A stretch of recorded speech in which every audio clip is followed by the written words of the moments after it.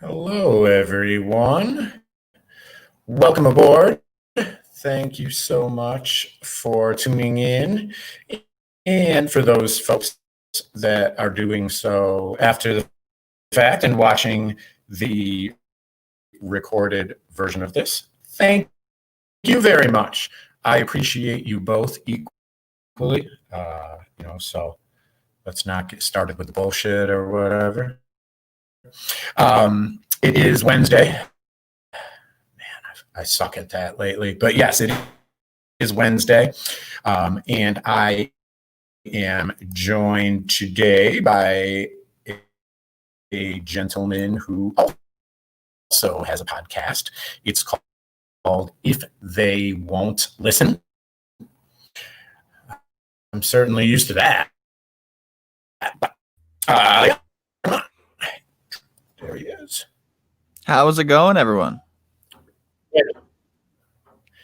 Hey, so Richie, we'll call you whatever. Thanks so much for joining. How are things going in Vermont? Not bad. Not normal, but this is the new normal, I guess. How are things where you are? Right? Yeah. Not too bad. I'm in Rochester, New York, and same as it's been. It really just seems like it is what you make of it. If you're going to be one of those people that's bitching about, that you're locked down, 18th century style, you can find evidence to support that. Or if you could be like, hey, like me, I can't go to the strip club. I can't stop for a beverage on the way home for happy hour. But other than that, I don't know. Me bitching isn't going to help anything. So yeah, it's a new standard, and we're in a new year now. So who knows how this year is going to go? Have you seen a lot of the whole boarded up storefronts and crazy? Not in a long time. Over the summer, when there were kind of demonstrations about the police, brutality, et cetera, then there was some of that. And I even feel like maybe on or around Election Day, there was some of that, but I haven't seen it in a while. There are some businesses that are not currently open or that may be permanently closed, but that's about it. And I imagine you pretty much got the same thing. I know you said you're kind of in a rural area of Vermont. Yeah. I'm from the city. I'm from Boston. Like, was born in Massachusetts, and I spent a lot of time in my teenage years in Roxbury in Boston, Massachusetts. And so I'm used to high. I don't know why I couldn't say that. A high density of people. I was trying to think of a sentence for that, but it's totally different living out here in the the boonies, the sticks. I love it. There's a lot of trends that are still stuck up here, kind of like the South. I lived in Texas for a while, and we're a few years behind, you might say, generally. Sure. But you embrace it, right? Yeah. But yeah, no, COVID's not. It's striking the jobs a lot, and it's making the environment rough up here. But nothing like riots or any of the other stuff going on, Yeah, pretty much same here. And I'm sorry, why don't you take a moment and introduce yourself, Richard? Yeah, my name is Richard, and I'm the creator and one of the hosts of If They Won't Listen, unscripted podcast. Just me and my buddies joke around, and the name kind of says it all. It's what we where we go to just have fun and talk. Our old ladies and our wives and children don't want to listen to us blab on forever, so we talk to each other there. It makes sense. I think that's one of the, I don't want to say forgotten because you can't forget something you don't know, but maybe overlooked aspects of this whole thing is the lack of ability to socialize. Whether it's with friends or acquaintances or just people you don't know. I typically use the example of a bar because that is, the prototypical melting pot, where you do maybe have a conversation with someone that you don't know, and that sort of thing doesn't happen very much, and I certainly notice it more. I have a 13-year-old son, and he's in school twice a week. But there's not that opportunity that there was probably when we were growing up, just to be around people your age, just to act like a jackass, really, which is important in your formative years, I think. Yeah. I was definitely a jackass growing up. But I there's a lot of people who, I kind of describe paradigms of childhood on like a coin flip, because I grew up under the mantra of neglect fosters self-reliance. So like if I wasn't taught something, it was in my power to just learn it, like, boom, and so the internet made that a little easier and mitigated the problems. But even still, like I hate to try to, you have a 13-year-old, I have a 2-year-old about to be Okay. 3 on Valentine's Day, a little girl. And Congratulations. thank you. And it's amazing. But as I think about the more complicated things to teach her, I run into the idea a lot of, do I teach her what I know societal, like in a societal sense, what will be accepted, or do I teach her what I truly believe is the most important, path of existence?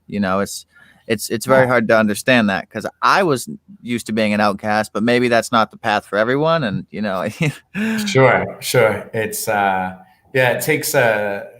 it takes a certain skill set for sure, to kind of thrive or enjoy or subsist being an outcast.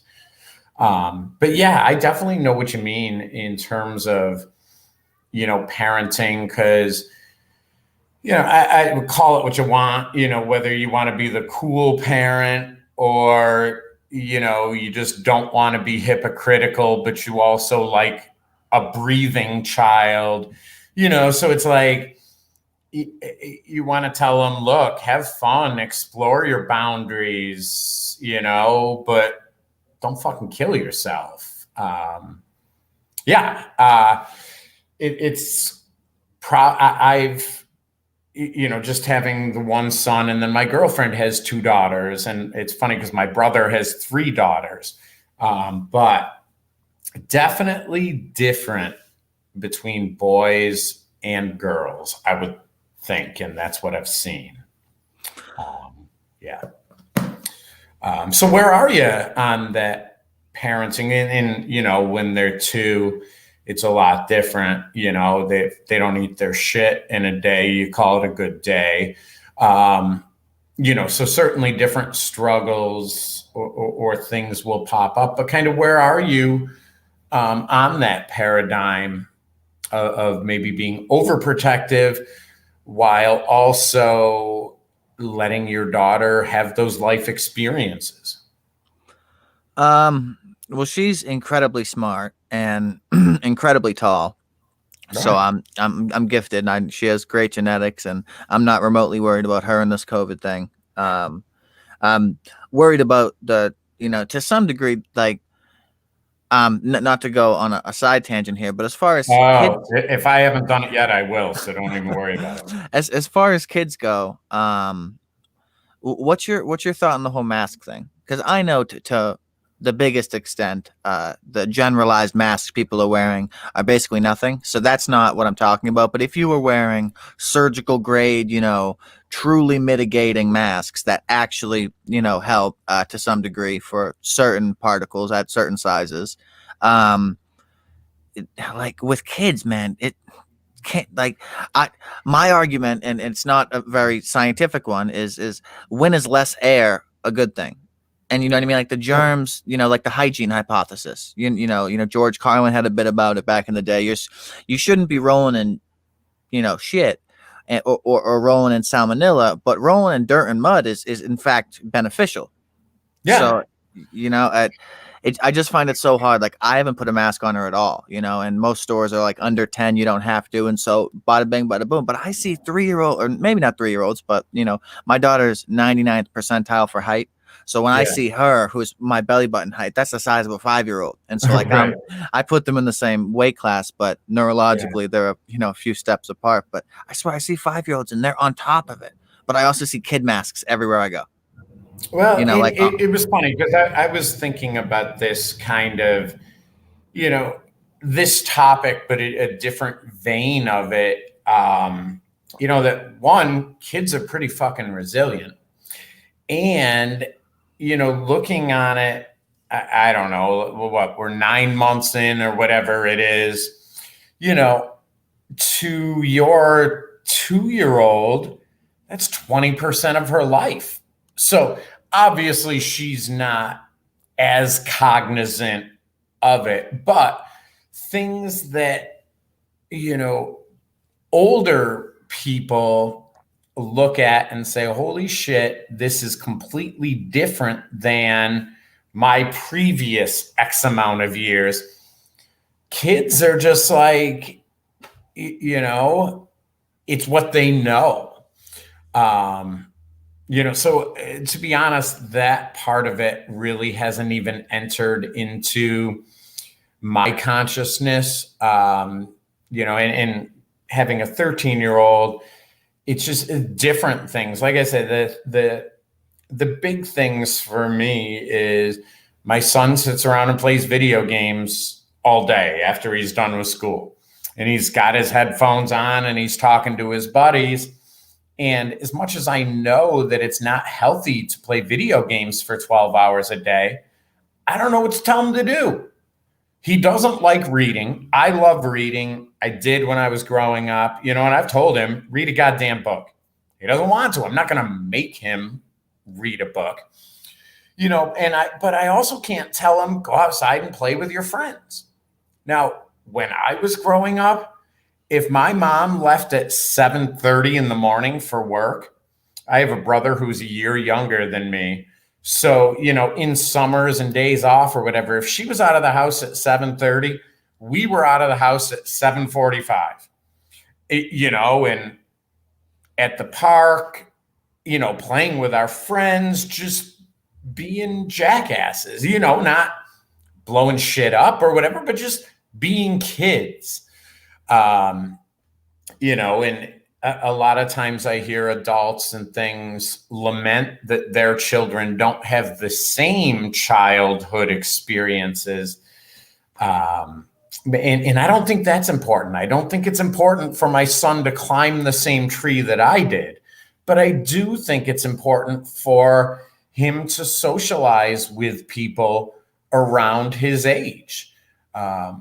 Because it does teach you some great skills. When he does grow up and get into business and into college, that ability to look at someone and have a conversation. And again, I'll draw on, you open the door, I'll draw on George Carlin. It's important to be able to have a conversation with someone and be like, well, that guy's well-educated. He makes some great point. Oh, no, he's full of shit. That guy's full of shit.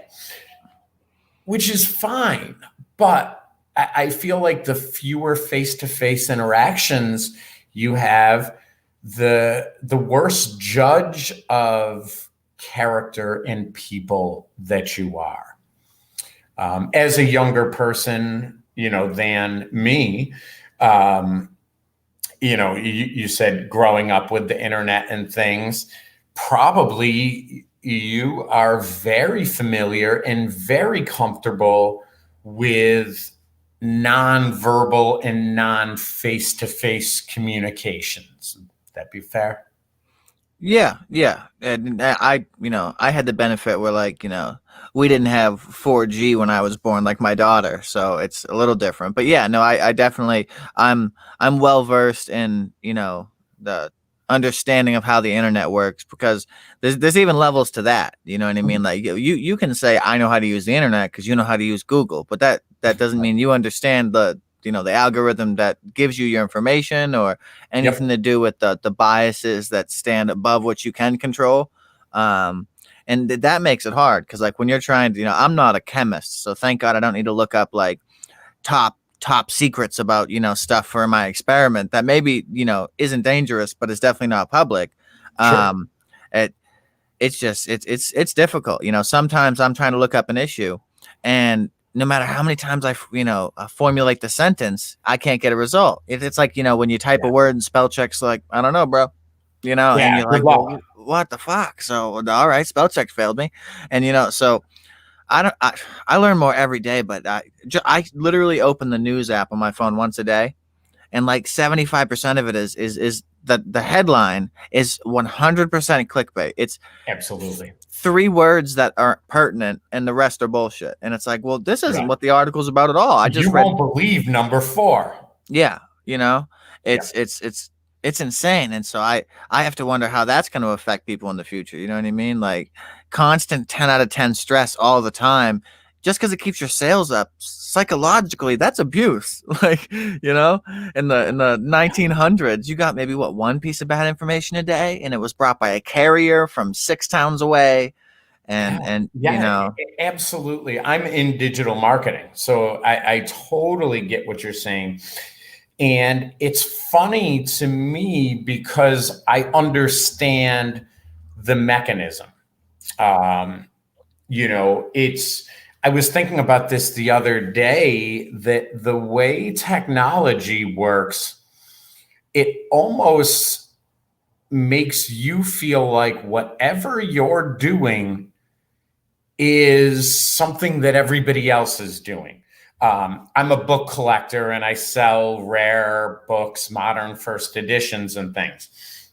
So a lot of my internet stuff, the pop-ups and the native ads, a lot of it is for books and authors and things like that. And if I didn't know the methodology, I would look at that and be like, holy shit, a lot of people must be in the book business, because all I see are ads for books and software and things like that. I imagine, however niche or even fetish your interests are, those ads that are served up and the content that is served up specifically to you has got to make you think that you're a part of something bigger, even if you're not. No, I couldn't agree more. And excuse me, sorry. Yeah. But yeah, whew, love mute buttons. Clear my throat.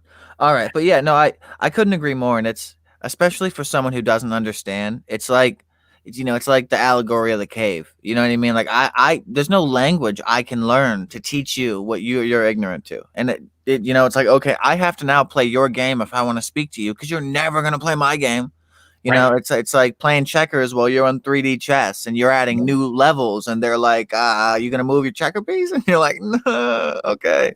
Right. And it's, one of the things, I didn't make this up, but one of the things I say a lot is, what's most dangerous is not what you don't know, but it's what you think you know that is actually incorrect. I try to not pride myself, but I try to keep an open mind to different points of view. Case in point, I don't know, maybe a month ago, everybody went to bed early and I'm just sitting there with, 85,000 channels and nothing to watch. And I'm like, I want to check out these flat Earth people because I just don't get it. First off, I know the Earth isn't flat, but whatever, that doesn't bother me. I'd love to know why someone thinks it is. So I started looking for documentaries and things, and I couldn't find anything. I couldn't find anything even compelling. But on the other side of that, and I think it probably manifests itself most in older folks, and it's most obvious in the political arena, is someone that reads something online, especially older folks, they just automatically assume it's true. And at the same time that they're spouting, fake news, fake news, fake news, the only thing that's fake is what they don't want to believe. And again, to my earlier point, the internet and the world as a whole will do a great job of reinforcing your beliefs, whether you're right or wrong. The internet will make sure that you have plenty of shit to support your beliefs.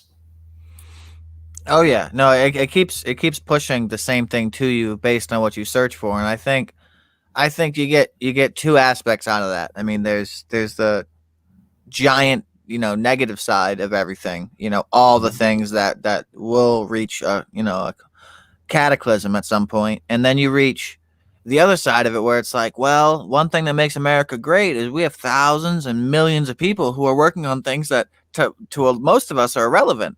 But that one dude who has a dog and has that toy that makes frisbee super easy to throw, it's like, okay, well, that deserves $1 billion for the 30 million people who need to know how to throw a frisbee and can't. And it's like, there's so many little, and that's a poor example, but there's so many tiny little markets, like all the anime behind me and my, toys and trophies and, memorabilia. And I try to stay philosophically detached because God forbid a fire happens. I don't want to be crying tomorrow that I lost my figurine. Like that's right. in this world, that's too mundane to cry about. So I try to do that, but it's hard. Like no matter what I do, I get more of it. I want to play one game and I beat it, relentlessly, like perhaps your son. Okay, well, there's a new one and 7 more and 10 more and 20 more. And it's like, well, okay, I could just punch the check card if my family's rich and never move again, yeah. And, and it's so entertaining. Like, part of living forever, I think, is truly keeping the wheels moving in your head. Like willpower can't be fundamentally or physically explained or held or shown, but people who have it, they're there, and the people who don't are whining about it. And it's like, Yeah, I agree, and I definitely see what you're saying. It's like a super long time ago, because obviously for a very, very, very, very, very long time, because I'm an idiot, I'm sure they were called humans, but before they were Homo sapiens or whatever, people's life was about continuing to live, hunting, protecting yourself, propagating the species, that was a full-time job. And as things progressed, it's funny that as people got more free time, the things that we looked towards to give our life meaning, I think about science and astronomy, like that stuff fascinates me. But in the grand scheme of things, who gives a flying fuck if the Earth is the sun is 93 million miles away or 150 million miles? It doesn't really matter. All of our searches for, where did we come from? How did the universe start? All of these things, they don't really matter. But those things seem to have become quests. It's not enough for humankind to sit around and play video games. if you don't have to work. So that larger endeavor, and to your point, where we do put value is interesting, and where the younger generation decides, because there's definitely, we don't live in, we might have one foot in my father's world and one foot in my son's world, but we don't live in my grandfather's world. No. His, the things that were important to him, the way he spent his day. I mean, we'll just think of a simple and stupid thing, like the way people used to identify themselves with where they worked. As an example, my grandfather worked for General Electric, GE, and that was, part and parcel to him as a human being. It was, hey, this is my name, this is where I live, and this is who I work for. And definitely, like I said, that was part of his identity, where that doesn't happen anymore. People don't stay at a job for 40 years by and large, unless you're in Congress. So that's one of the things that I think has changed and will only continue to. What do you think, maybe, putting on your prediction hat, some sweeping or larger changes that we may see going forward?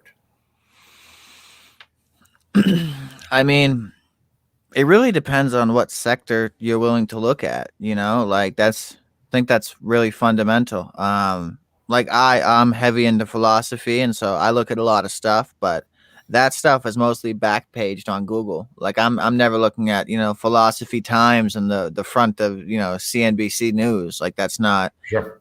They don't preach that. And there's nothing wrong with that, but at the same time, like, if it's one thing to not talk about something and one thing to, be disgusted of it or oppose it, and to some degree to never ever, I've never heard of an inquisitive, oh my God, super intellectual story about, anything that, riveted me on any news network, unless it had to do with the professor who taught it dying, and that's severely. And, I don't watch the news because it's not beneficial information. It's just, it's mind pollution, it's disgusting. It's a great point. And again, going, and now probably talking about my father's world. They would watch the 6 o'clock news or whatever, and they would know things, where now, to your point, and I agree with you, I watch the news and it makes me curious. First off, I don't watch the news very much. I don't watch local news because I don't give a fuck. But, more often than not, in this non-trusting age, I will watch the news, hear about something, and it will compel me to do research on my own, because there isn't one issue in this whole fucking world. This guy parallel parking on East Ave out this window could not be covered adequately in 3 minutes. Yet, the evening news covers this new strain of COVID coming from the United Kingdom in 2.5 minutes. And you're supposed to, oh, well, I certainly feel better about that. So I think your point is very well taken, that all of these resources now exist, and they did when I was growing up too. You could go to the library and read a book, but now all of the information exists at your fingertips. You just, one, need to find it, and two, need to decipher it. And that's hard. And in this age of digital marketing, like you said, with the paid advertisements, that look like news stories, with all of these things that aren't there to inform you. They're there to persuade you to buy something. You do have to cut through all that shit. Who are some of your favorite philosophers? Um, as far as favorites go, I mean, I'm pretty generic. Socrates and Plato is just they have so Mhm. much work and they're such nameplate philosophers. I've listened to the whole Republic on audiobook like 3 times. And the way that they construct their ideas and thoughts, it's how I've thought from an early age, and was almost not like a witch persecuted, but in the same socially, you can't walk around talking about that stuff like I was as interested in that as you possibly could be. And so Sure. I'd be all the time, hey Steve, did you know this? And he'd be like, I don't fucking care. And it's like, Right. okay, well, there we go. And it even happens on my podcast. I'll go to bring up a paradigm that has to do with, metaphysics or something.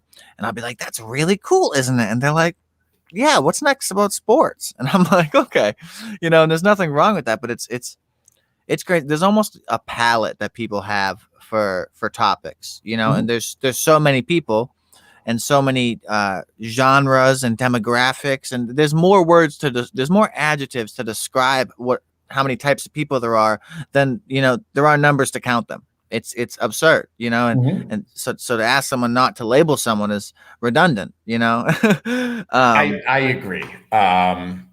Yeah, in terms of labeling and all that, it's lazy, and that's why I will do it, not on purpose, but it's easy, and I'm lazy. And I personally, I don't think labels are a bad thing. I think it's the action that you take because of those labels. Because a label by and large is a sound that you make with your mouth or a shape that you make with a drawing implement. But obviously that goes a step further when people are acting, or marginalizing people that they have labeled. But yeah, you're right. Philosophy is, it's not exactly a mainstream topic. And, it's funny how something that to you, to me, sounds part and parcel of you. It informed how you learned, what you learned, and what you thought about what you learned.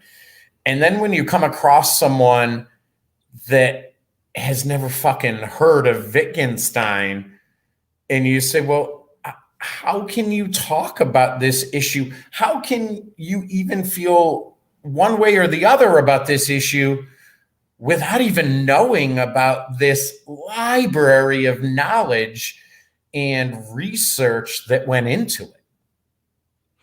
Yeah, no, completely. And I feel that way about, Socrates to the fullest. Like, he predicted that the duopoly that we live in as a government wouldn't work because Yeah. he tried to, metaphorically and parenthetically, because he didn't have a pen or paper or nothing. It was all vocal. He built a city and he was like, well, when would good arise and when would evil arise and what are they? And well, what could we do? And, he asked some questions that rivet me today and will rivet humans forever as long as we vocally speak. And that's, if you have a society, whose decision is it as to who gets to say what, and then what ramifications stand behind that, and then all of the subcategories of that we could talk about forever. But it's a hard question, because to say the dude who's utterly wrong can't say his thought means that people, don't get a chance to build upon their idiocy. There's not everyone who's been called a moron for an idea, like being a flat earther, comes out of it like, oh, okay, I'm wrong. Now let me adapt this new mentality and move on. Most of them are like, no, you're wrong, and they'll take you to a stake for it. And Right. They double down, they put their flag on that hill, and that's where they set up camp.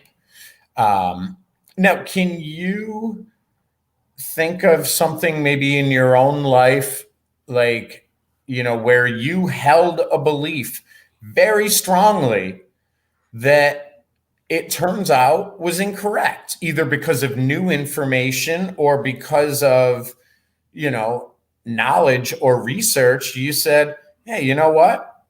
I was wrong, and as I was very firmly in the no capri pants for guys camp, they're pretty fucking comfortable. I'm now a capri pants guy. I'm not, but that was just an example. Is there anything like that, that maybe you've encountered? I mean, for sure. My former self, and listen to me say it, I'm 26, but seriously, like 10 years ago, I was the diametric opposite of myself today. I had the equal amount of reflection and made an equal amount of moves towards benefiting myself. But as far as traction was concerned on the inside of me, I got nowhere. Like, it's like wires in my head had to finish forming before I could ascertain the knowledge to build the staircase out of my problems. But yeah, I mean, the biggest one I ever think of, and I bring it up all the time. I'm not currently a stand-up comic outside of podcasts, but someday I know it'll come, and this will come up because it's hilarious and embarrassing. But I thought that Canada was Mexico until 10th grade. And it's for a few facets. I grew up under Sherlock Holmes, Sir Conan Arthur Doyle's books and all these beautiful things. I mean, and the way he built his mind was useless information doesn't need to be in my head.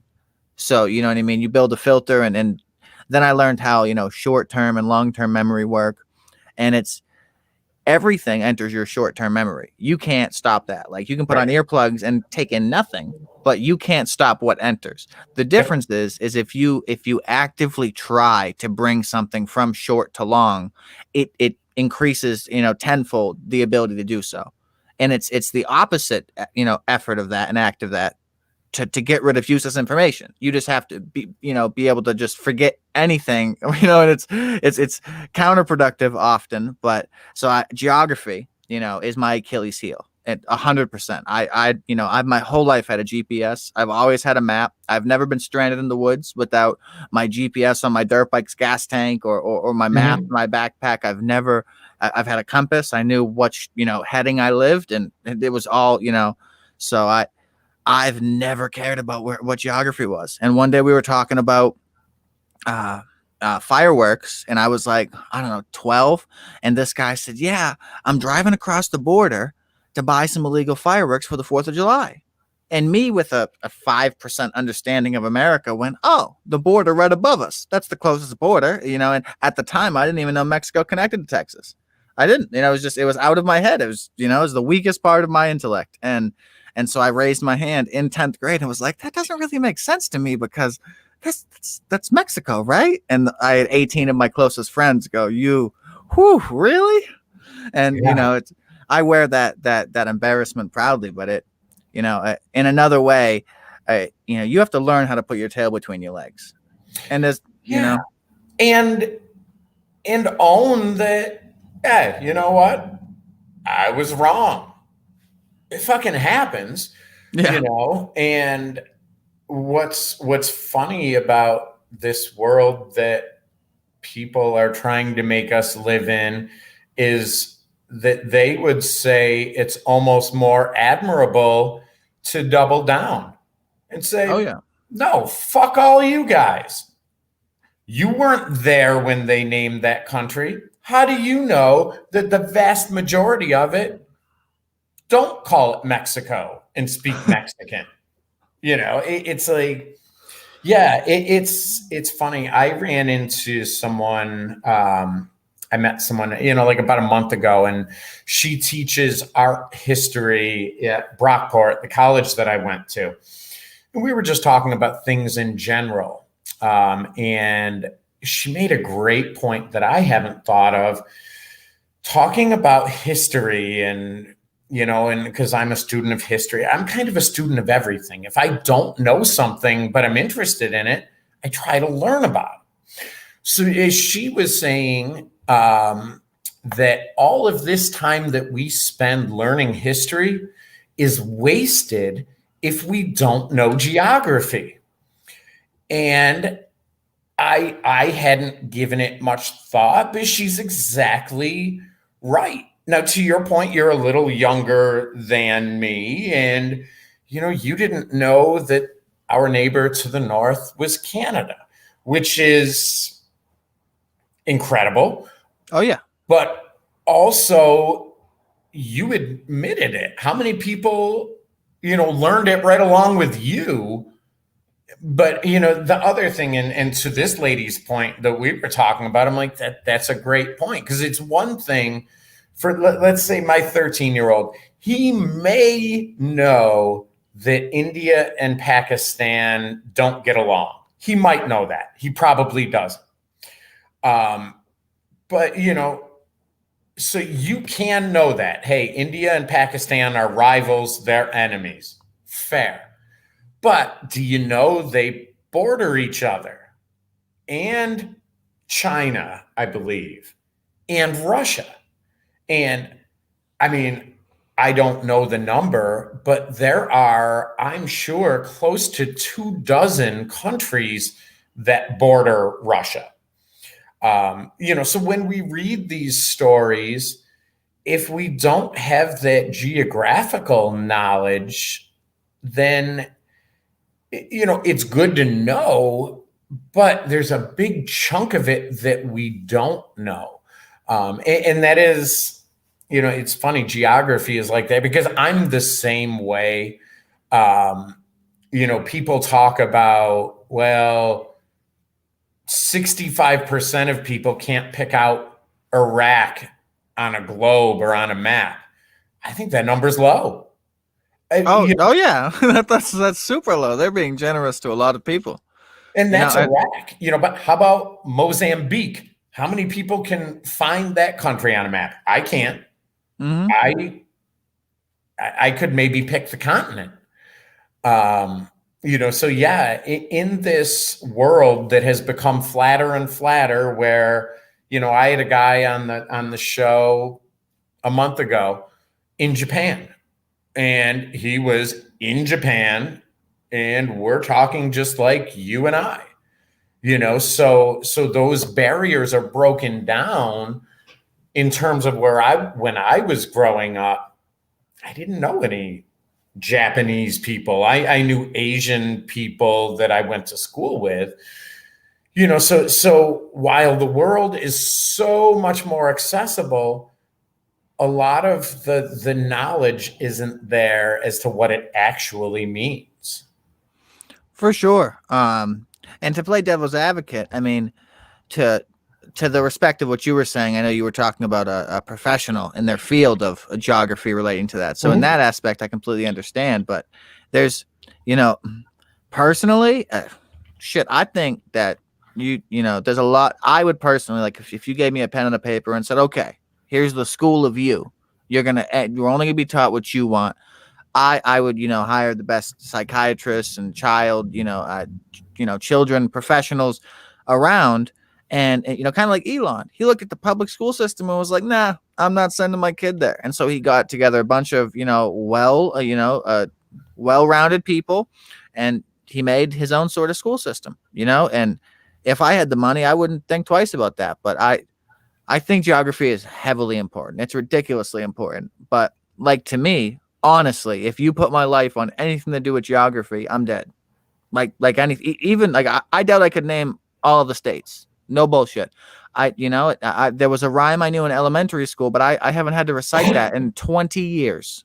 And it it didn't pertain to my life. Growing up, I didn't always live in the projects, but at one time I did, and that forever has put rose-colored glasses on me of just like, what I mean? I lived without shoelaces once. You know what I mean? I don't give a fuck where North Carolina is. I don't even care if there is one, because my day-to-day, my existentiality, none of that's relevant, And now as an adult with kids, I can look back and be like, okay, I could know this, but even to some extent, it's like, and unless my life's on the line for a question or I teach the subject, I want to be able to teach my daughter it, but there's nothing I can't learn with my phone or my keyboard instantly, and I'm okay admitting I'm wrong. So, Yeah, absolutely. I used to tell people when I managed people, I'd see people that would write down all sorts of shit. And I'm like, kind of to your point earlier about long-term and short-term memory, I decided a long time ago that there is no point in me committing something to memory that I can look up. When I used to work for AT&T, I was a manager. I managed a sales team there. And the phones are constantly changing, and some of my better reps are memorizing all these specs of this phone versus that phone. What the fuck is the point? Just search it. It's right. It's there. It's not something you need to know. They were going the extra mile for the extra 10%, a manager looking down on you benefit. Right. Maybe they got it. But yeah, to your point about schools, that's an interesting one. And I really think that it may point to one of, I won't call it a problem, but the reason for the problem is that in our effort and attempt to please everybody, we please nobody, So what it seems to me a lot in society is, when we have so many stakeholders, obviously there's competing views and competing things that are important. And it seems like we're at a point where we say, well, we can't do what all of you want. We can't make all of you happy. So what we're going to do is make all of you a little pissed off. Instead of pleasing everyone a little, we piss off everybody a little. And, in terms of school, I agree, that the more it gets, the bigger it gets and the more boxes they have to check off, the more things get left out. You would like to think that when you graduate either from high school or college with a history degree, that history, you'd like to think that, cool, I've got the past now. That's all right here. All I need to concentrate is remembering the shit that's happening as I go along, because I know history. But that's not true. There's discoveries and interpretations, and things come out every day of every year that challenge the way we thought about things, things that we held sacrosanct, things that you learned just as fact as the sky is blue, that you find out, no, that's not correct. So let's talk about, you as a little bit of a younger person, you with a 2-year-old. So this, what they call it, the death of truth. How do you see that shaping future generations? Or do you think it's an aberration? Do you think that at some point people are going to open themselves up again to learning and questioning things? I don't know. It's, like, the very beginning of what we spoke about, everyone's so oriented in what they want because that's what the algorithms give us. I don't know. I can hope for people to be more inquisitive, but it's almost like nature has to take its effect. You know what I mean? In a crude way, I've heard people say that about COVID, like no one wants their, family members to die. But at the same time, if this was life chess, wiping off everyone older than 70 is financially responsible. And it's like, that's fucked up. more, morally, but in a, economic, I'm running the country kind of way, saving $4 trillion, that's not a bad idea. And it's well, it's like, Yeah, that's a really, really good point. Those people that go to their answer to any question or quandary is capitalism, free market, prime the pump, etc. Are the first to buck or kind of throw off its principles, because you're right. In terms of a free market economy, in terms of capitalism, right, those are the basic tenets of it. And look, we're miles away from a free market economy. I saw an interview a couple nights ago. It was great. I think it was Ted Cruz, and he was talking to the CEO of Twitter.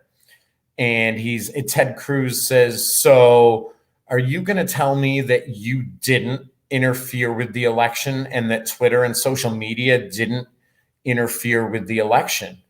And the CEO said, "No, because if you don't like what you see on Twitter, the free market economy dictates that you're going to go somewhere else to a better product.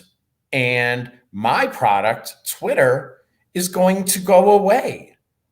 And of course, Ted Cruz doesn't like that answer because free market and blah, blah, blah. And he's like, "No, but you silenced people and you chose what to." He's like, right. But the basic tenets of free market economy would dictate that if you're right and what I'm doing is so wrong and so bad and so egregious, we don't even need to have this conversation because my business is going under. So yeah, I agree with you. And frankly, I would have a lot more respect for those politicians. Instead of using bullshit phrases and shit, I would have so much respect for someone who comes on the TV and says, "Hey guys, this is where we're at. We can shut the economy down. We can shut our cities down. And we can probably save hundreds of thousands of lives at the expense of our economy and our way of life. Or we can go full speed ahead and we are going to lose hundreds of thousands of people." And it's a tough decision. And that's why you elected me to make those tough decisions. I understand some of you are not going to like those, but I would have so much respect for someone just saying that instead of kind of straddling the line and doing neither thing. Straddling the line and you end up fucking the economy and killing people, instead of fully embracing one or the other. No, completely. And you can't predict. If I've learned anything from especially the Republic, you can't predict what anyone's going to do. It's not even factoring in, free speech or the Second Amendment to bear arms and all these other things. I mean, I know that there's. Especially living in the country out here, like I can point at a person and give them a title, and like that maybe not a good thing, but with my grandparents being cops and growing up in a very fickle society, it was safety that required me to be able to instantly profile. Okay, that's really bad. That bulge is a gun. I should not be walking down this sidewalk anymore. It's like those split second thoughts, like they're worthless mostly because you can't control people having guns, but you control where you are in reference to them. And those thoughts are unconscious. Again, going back to those millions or hundreds of thousands of years that humans lived, where their only goal for the day was to wake up tomorrow. you had to constantly be appraising and apprising your situation so that you could keep breathing. Yeah, no, no, utterly. And it's even weird, I wanted to bring up something earlier, and it's And I interrupted, probably. I'm no, sorry. oh no, it's the banter and conversations like this are, it's the best form to speak, short of us being able to be across from a table, I so. agree. I But agree. no, I don't want people to have titles per se, but one thing that does irk me is like there's a ratio benefit and deficit to not wanting to label someone. Like, yeah, emotions get saved, and I agree that emotional health is parallel to physical. Someone with zero emotional health can decline in physical health, and that's against the popular opinion, but it's science. Yeah, absolutely. Takotsubo cardiomyopathy is heartbreak syndrome, and it happens from a weakening of the heart muscle, and it's 100% emotional. And it's like that's in the medical books, and that's not cared for. And the real thing I think that it irks me is that in not wanting to label someone, we lose the ratio benefit to being able to excel with people who excel. I mean, I'll put this in a short term, like in a Call of Duty lobby.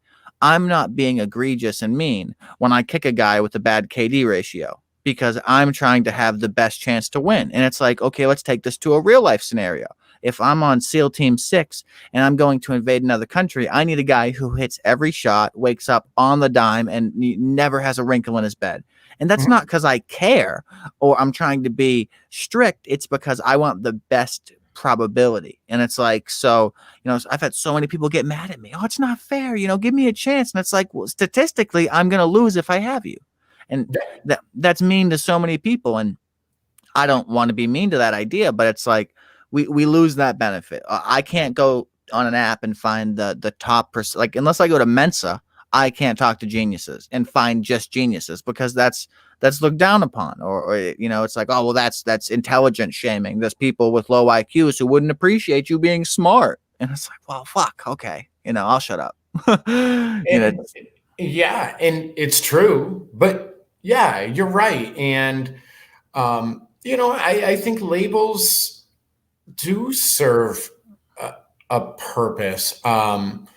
It's funny to me how far people go so as not to offend people. The example that I always use, let's say you and another white guy are at the other end of the room with a black guy. And I'm talking to someone right here, and I say, "Hey, do you know that guy with Richie?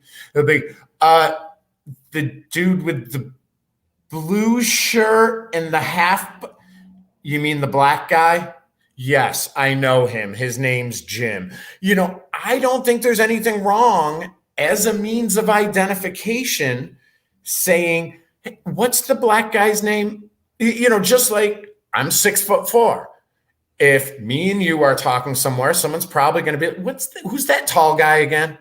To me, it's the same thing. And to my earlier point, where that crosses a line is where it's not a means of identification. It's, fuck, my wallet's missing. Did you see that black guy?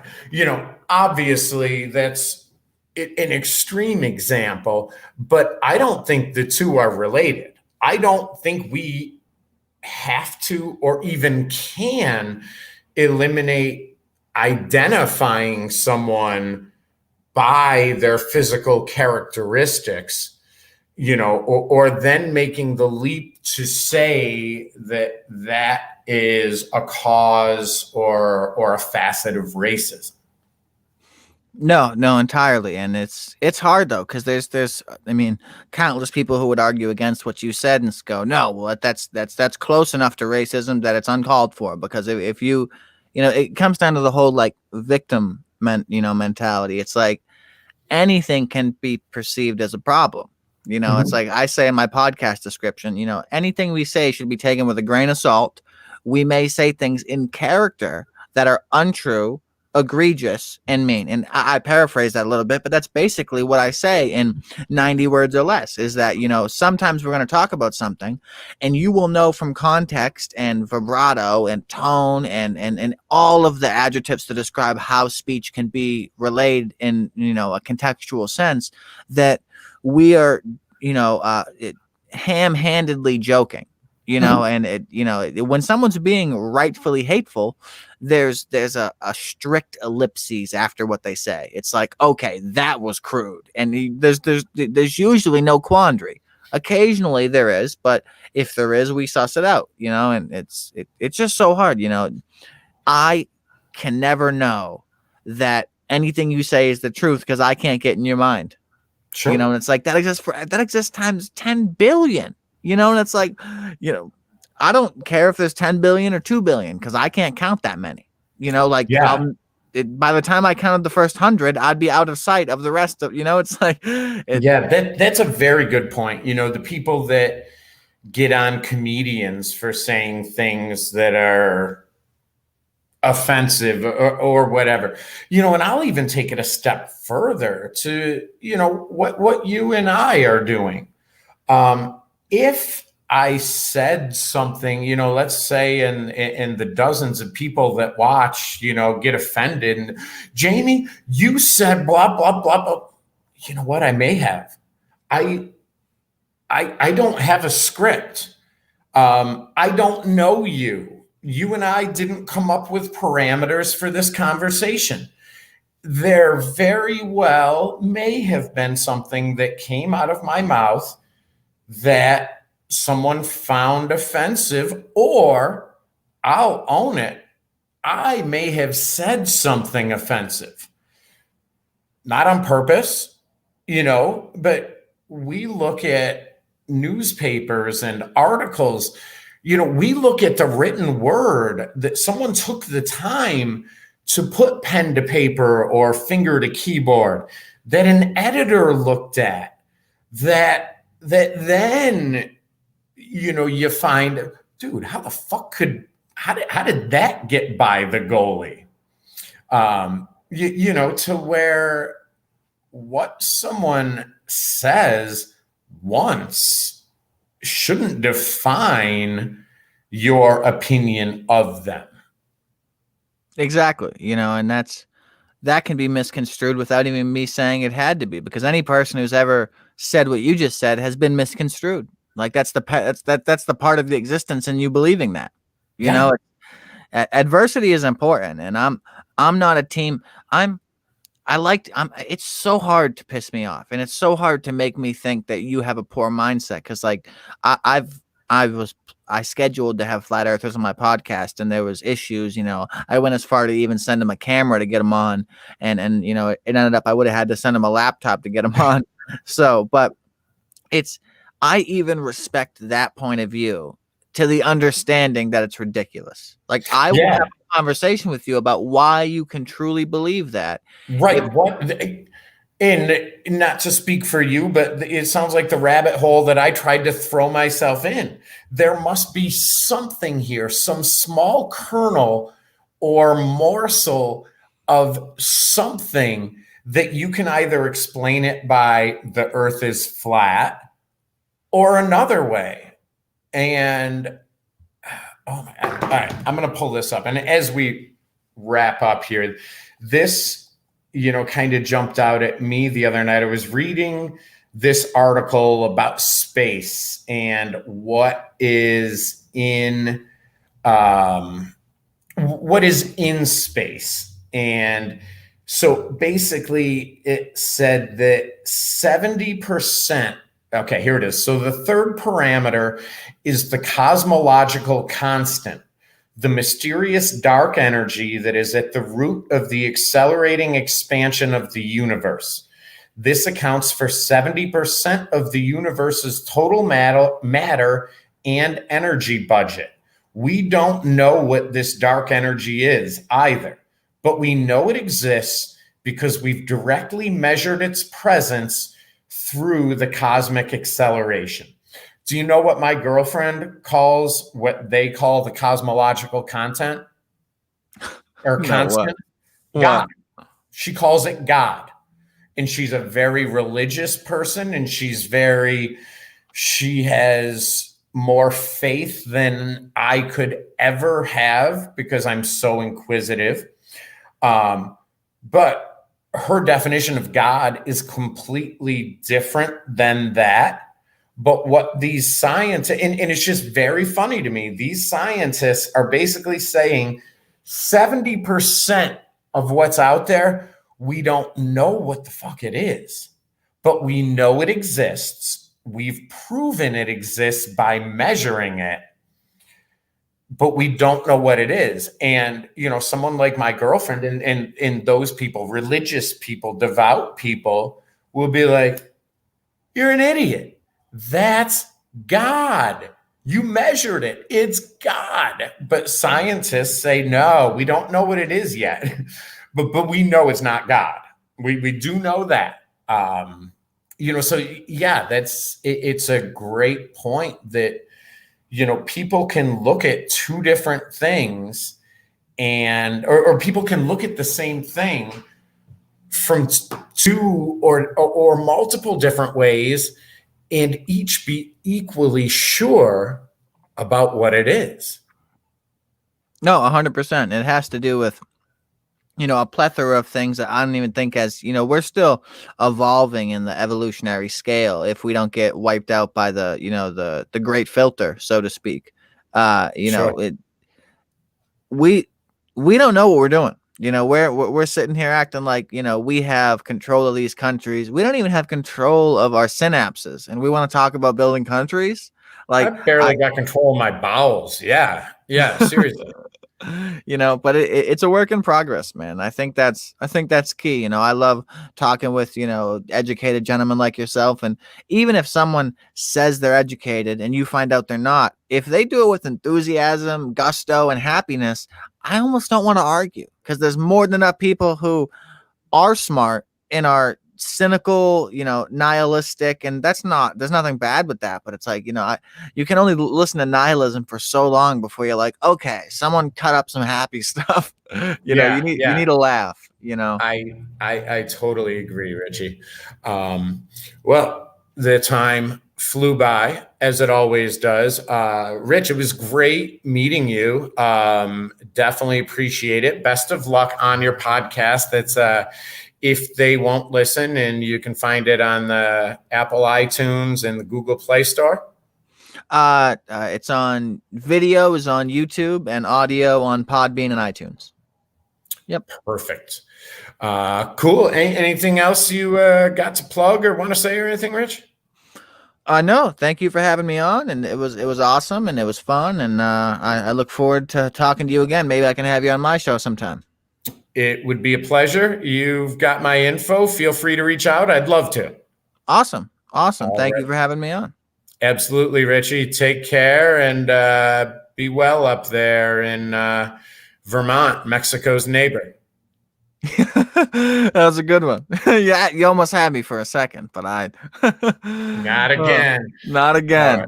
Right. Take care, bud. You too. All right. That was Richard Harris. He is the host and creator of the podcast If They Won't Listen.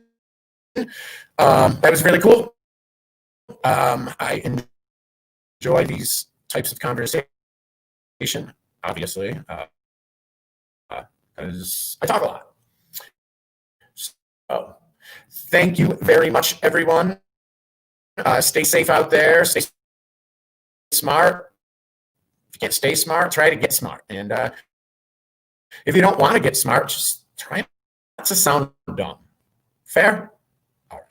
Thank you very much, guys. If you like what you see, please give it a thumbs up. Please share it on Facebook. Even if you don't like it, share it on Facebook. Feel free to put a caveat to your friends. Hey, I think this guy's full of shit, but we had beers together once, so I'm going to give him legs, whatever. Thank you.